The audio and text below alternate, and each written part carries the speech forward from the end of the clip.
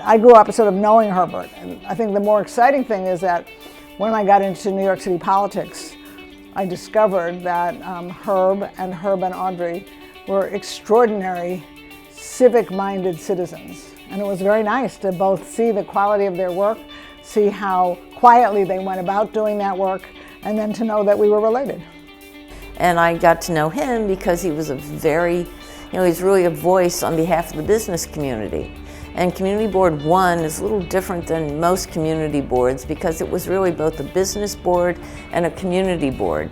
So Herb was always involved in all the various business associations and speaking up in their behalf and things that he thought were of concern to them. Herb was also very much a family man. There really was nothing that meant more to him than his children and his beloved flower-loving wife, Audrey.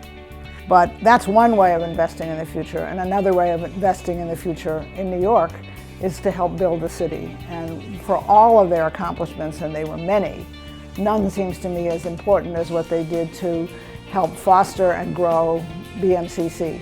I think he probably must have been involved in getting it rebuilt when it was so stalled and nothing was happening. And it was important to get that moving. So I had the opportunity, because of him, to talk to businessmen from as far north as Canal Street and all the way back down here to Chambers Street. He was really very helpful, and he really got the word out about how good BMCC could be for the neighborhood.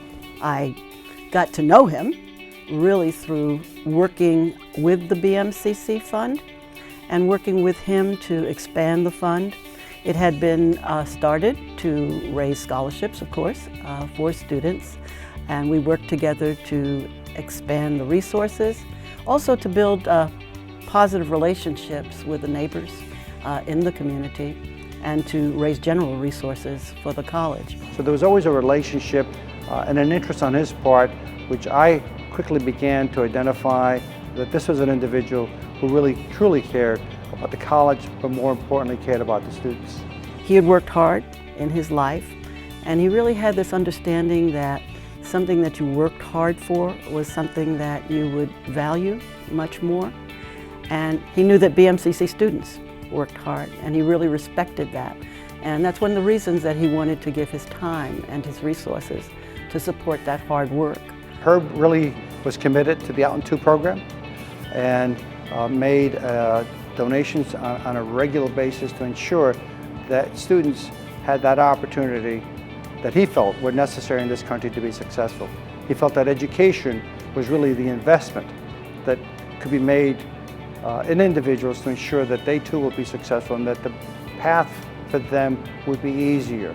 When you invest in your neighborhood, when you use your philanthropy wisely, when you help business people be able to put down roots and thrive in the lunatic place that is New York City, and when you contribute to the building up of an institution of higher education and then leave money for scholarships, you are creating your own legacy.